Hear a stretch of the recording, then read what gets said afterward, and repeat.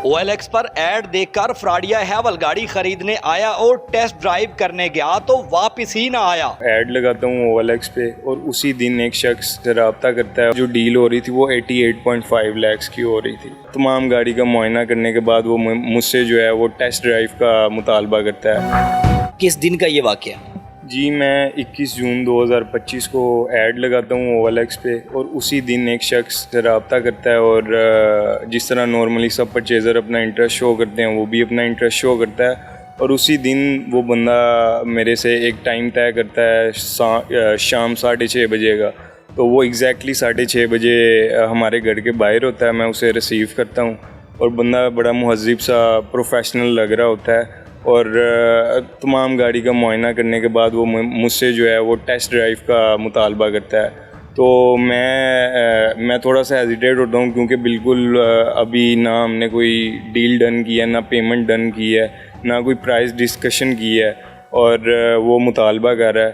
तो लेकिन फिर भी मैं जो है ना उसे टेस्ट ड्राइव देता हूँ, लेकिन मैं खुद ड्राइविंग सीट पे जो है उसे बिठाता हूँ और ख़ुद ड्राइव करता हूँ गाड़ी। और मैं बस उसे यही अपनी सोसाइटी के अंदर मस्जिद के पास जाके वहाँ से उसे टेस्ट ड्राइव दे के थोड़ा बहुत बता के उसे वापस अपने घर ले आता हूँ।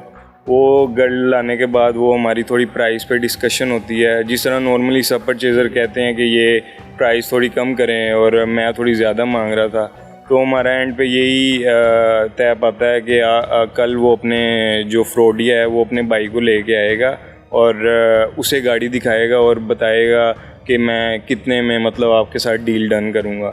तो अब ये वाक़या जी 22 जून 2025 यानी अगले दिन में शिफ्ट हो जाता है। तो मैं जी इसे टाइम देता हूँ 6 बजे का 22 जून 2025 को। और फिर उसके बाद मैं थोड़ा सा फैक्ट्री में लेट होता हूँ, काम करना था थोड़ा सा। हमारी सर्जिकल की फैक्ट्री है तो वहाँ पे थोड़ा बिज़ी था मैं। तो मैं इसे वॉइस नोट पे मैसेज भेज देता हूँ कि आप जो है ना 7 बजे तक आ जाएं और मैं 7 बजे अवेलेबल हूँगा। अब जैसे ही मैं 7 बजे अपने घर आता हूँ तो मेरे अब्बू देखते हैं कि ये बंदा 7 बजे से भी पहले हमारे घर के बाहर खड़ा था। और CCTV फुटेज बाद में जब हमने मौके के बाद जो है वो देखी है उसमें हमें नज़र आ रहा है कि ये बंदा कोई 10-15 मिनट पहले गाड़ी अपनी ब्लैक कलर की किया स्पोर्टेज जिस पे गवर्नमेंट नंबर प्लेट्स लगी हुई थी, वहाँ पे वो थोड़ी सी गाड़ी आगे पीछे कर रहा था। तो अब जैसे ही वो बंदा आ तो पहले जाता है लेकिन मुझे 7 बजे मैसेज करता है कि मैं आपके घर के बाहर हूँ। तो फिर जी मैं उसे अपने वाली साहब और भाई के हमरा जो है इसी गेस्ट रूम में उसे मैं बैठाता हूँ जहाँ पे अभी हम बैठे हैं। बिल्कुल ऐसे ही है। और उसे पानी वगैरह जिस तरह हम मेहमान नवाजी करते हैं वही करते हैं। और वो अपना बताता है कि आपने ना मुझे थोड़ा सा लेट कर दिया टाइम 7 बजे, तो मैं अपने भाई को भी साथ लाना था लेकिन वो जो है अब आपने टाइम लेट किया तो इस वजह से जो है ना मेरा भाई कहीं काम चला गया। तो हम ना उसका वेट कर लेते हैं क्योंकि वो भाई आएगा तो हम सारी गाड़ी का मुआयना करके आपको पेमेंट दे के गाड़ी ले जाएंगे। तो इसी तरह हम वेट करते हैं, तकरीबन आधा घंटा गुजर जाता है, उसका भाई नहीं आता। तो मैं असल में उस टाइम मैं जिम जाना होता है तो मैं घर में ही जिम बनाया, तो मैं जिम चले जाता हूँ। यहाँ पे मेरा भाई और मेरे वाली साहब बैठे होते हैं। मैंने कहा डील हो जाएगी तो पता चल जाएगा। तो इसी तरह तकरीबन आधा घंटा और गुजर जाता है, मैं वहीं पे अपनी जिम कर रहा होता हूँ और वो मुतालबा करता है मेरे अब्बू से कि आप ना टेस्ट ड्राइव दे दें।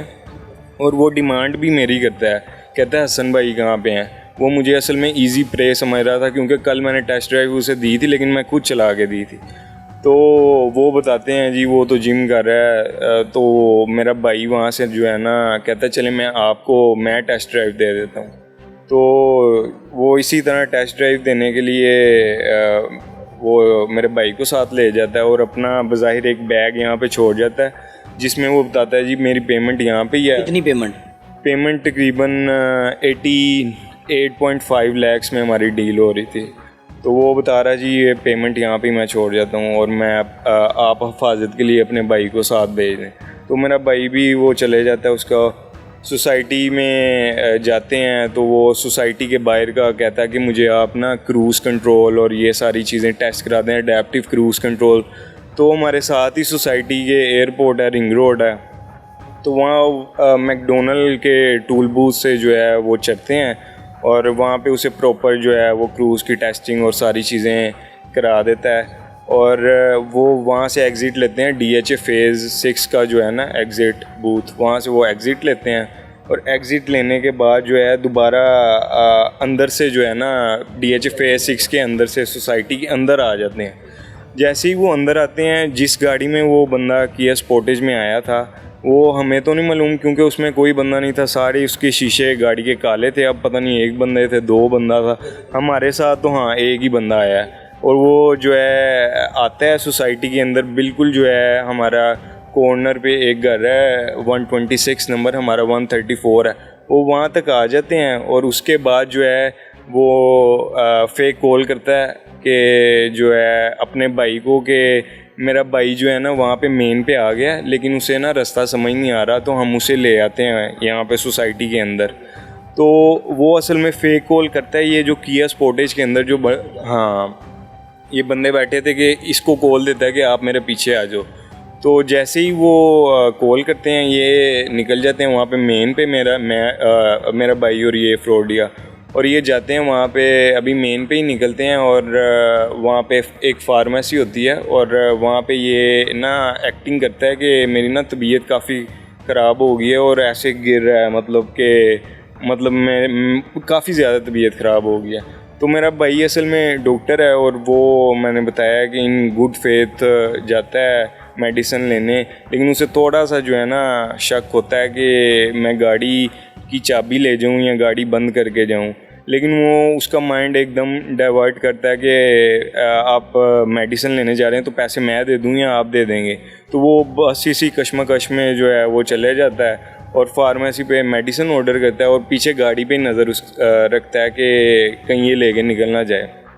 तो जैसे ही वो मेडिसिन ऑर्डर करता है वो पीछे से वो बैक करता है गाड़ी और एकदम ऐसे फुल तेज़ भगाता है। और मेरा भाई जो है बिल्कुल एग्जैक्टली वही टाइम पे 8:18 पे वो उसके पीछे एकदम दौड़ लगाता है। वो दौड़ तो लगाता है काफ़ी और हाथ भी उसका गाड़ी को लग जाता है, लेकिन वो ऑब्वियसली बात है कि उस टाइम पे बंदा जो है काफ़ी बौखला जाता है और ना उसे कोई समझ आती है कि क्या मेरा रिएक्शन क्या होगा। इसके बाद उसका रिएक्शन ये होता है कि वो फौरी तौर पे जो है 15 पे कॉल करता है और अपना सारा जो है उन्हें डिटेल बता देता है। लेकिन एज सच कोई इतनी पेशरफ नहीं होती, 15-20 मिनट में वो हमारे घर तो आ जाते हैं और सारी डिटेल जो हैं वो ले जाते हैं, लेकिन कोई अभी तक पेशरफ नहीं मिले। अच्छा, मुझे बताइएगा कि ये गाड़ी कौन सी थी, कौन सा मॉडल था और आपने ये कब ख़रीदी थी? जी ये हैवल H6 2022 मॉडल था। दिसंबर में ये गाड़ी निकली थी और दिसंबर में ही रजिस्टर्ड हुई थी। और ये जो है हमने गाड़ी तकरीबन 1.5 माह पहले ली थी।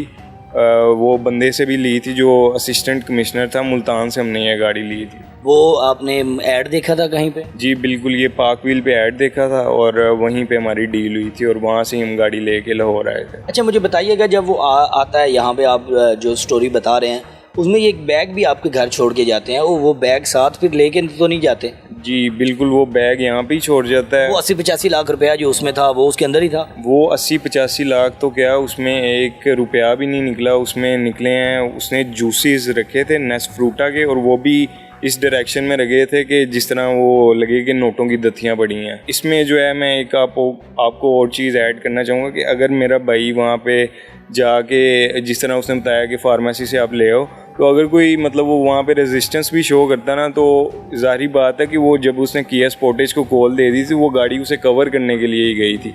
तो वो हाँ बिल्कुल, वो गन पॉइंट पे भी गाड़ी ले सकता था, लेकिन वो बस भाई को बातों में ही फिसला के ले गया। अच्छा, जब भी ऐसा होता है तो ऐड के बाद आईडी कार्ड की कॉपी या इस तरह के डॉक्यूमेंट्स मांगे जाते हैं। आपने जो गाड़ी के डॉक्यूमेंट्स वगैरह है वो आपने दिखाए और उनकी तरफ से कोई डॉक्यूमेंट्स आपकी तरफ पास मौजूद है? जी बिल्कुल, इसने डॉक्यूमेंट्स का हमसे मुतालबा ही नहीं किया और वो कार्ड भी हमारे पास अवेलेबल है। और हम भी बज़ाहिर इसी तरह करते हैं कि जब वो पैसे बंदा दे देता है तो हम उसका आईडी कार्ड ले लेते हैं, लेकिन यहाँ तक अभी नौबत ही नहीं आई थी कि वो टेस्ट ड्राइव पे ही सारा काम हो गया हमारे साथ। कार्ड ये गाड़ी किसके नाम थी और क्या समझते हैं कि ये किस वजह से, आपकी नेग्लिजेंसी की वजह से हो गया, ये किस्मत का इसे आप कह सकते हैं, तो ये बताइएगा। तो जी बिल्कुल, ये गाड़ी मेरे अब्बू के नाम पे थी और ये काफ़ी हमने मेहनत के साथ गाड़ी ली थी।